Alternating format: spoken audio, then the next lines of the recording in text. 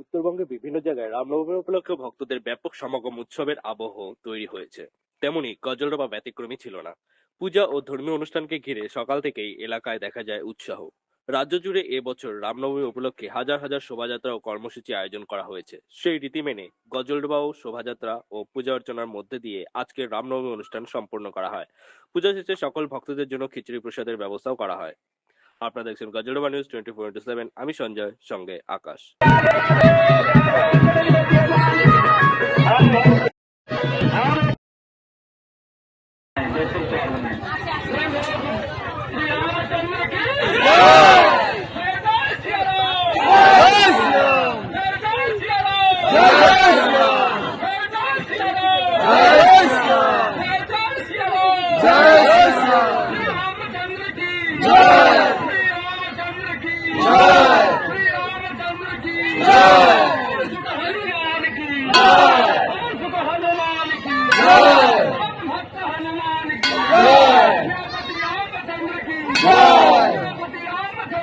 जय